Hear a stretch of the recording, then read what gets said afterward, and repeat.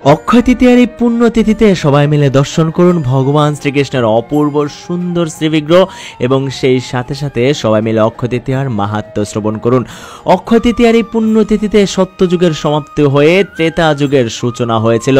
এই তিথিতে পুণ্যতোয়া পুণ্যসলীলা ভগবতী দেবী গঙ্গা মর্তে অবতরণ করেন। তারপর থেকে নিরবিচ্ছিন্নভাবে অক্ষয় জল সম্ভার সমেত মর্তবাসীর জীবনদায়িনী তথা পাপনাশিনী নদী রূপে প্রবাহমানা। ভগবানের 10 অবতারের অন্যতম ষষ্ঠ অবতার পরশুরাম দেব এই তিথিতে আবির্ভূত হন অবনী মাঝে। অমর অক্ষয় আয়ু নিয়ে আজও মর্তচারী, তাই এই তিথির আরেক নাম পরশুরাম জয়ন্তী। এই তিথিতেই ব্যাসদেব মহাভারত রচনা শুরু করেন। মহাভারতের মধ্যে 25 থেকে 42 পর্যন্ত 18 অধ্যায় গীতায় ভগবান শ্রীকৃষ্ণের বাণী রয়েছে, যা অনন্তকাল হতে আমাদের ভবসাগর উত্তোলনের অক্ষয় পথ প্রদর্শক। দেবী পার্বতীর অপর এক রূপ মা অন্নপূর্ণা এই তিথিতেই আবির্ভূত হয়ে মহাদেবকে অন্ন ভিক্ষা দেন। তারপর থেকে অন্নের অক্ষয় উৎস স্বরূপা দেবী পূজিতা হন। অক্ষয় তৃতীয়ার দিনেই সূর্যদেব পাণ্ডবদের বনবাসের সময় অক্ষয় পাত্র দান করেন। দীর্ঘকাল তপস্যার পর মহাদেবকে প্রসন্ন করে যক্ষরাজ কুবের স্বর্গের সমস্ত ধন সম্পত্তির অধিকারী দেবতা হন এই অক্ষয় তৃতীয়াতেই।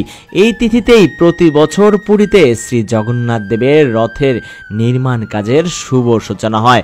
গোয়া ও কেরল এই তিথিতেই পরশুরাম ক্ষেত্র নামে চিহ্নিত করা হয়। দুর্যোধনের নির্দেশে দুঃশাসন দ্রৌপদীর বস্ত্রহরণ করার চেষ্টা করেছিলেন এই অক্ষয় তৃতীয়াতেই, কিন্তু পরমেশ্বর ভগবান শ্রীকৃষ্ণ তাদের সমস্ত দুষ্ট কার্য রুখে দেয়। দ্বারকাতে ভগবান শ্রীকৃষ্ণের সাথে সুদামার প্রথম সাক্ষাৎ হয় এই অক্ষয় তৃতীয়াতে। এই তিথিতেই ব্রহ্মার পুত্র অক্ষয় কুমার জন্মগ্রহণ করেন।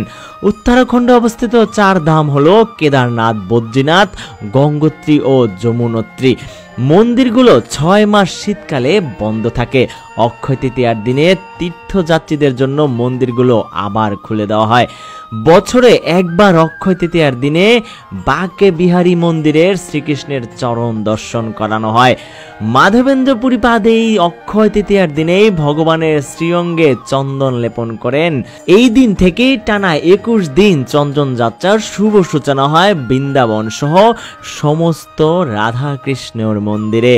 অক্ষয় তৃতীয়ার এই দিনেই অন্ধ্রপ্রদেশের বিশাখাপত্তনমে সিংহাচলম মন্দিরে ভগবান নৃসিংহদেবকে সারা বছর চন্দন পেশ দিয়ে আবৃত রাখা হয়। অক্ষয় তৃতীয়ার এই দিনেই নরনারায়ণ অবতারণ করেছিলেন, তাই এই দিনটির বিশেষ তাৎপর্য রয়েছে। তাই অক্ষয় তৃতীয়ার এই দিনে আপনিও ভগবানের কর্মে লিপ্ত থেকে আপনার কর্মফলকে অক্ষয় ফল দান করুন। হরে কৃষ্ণা।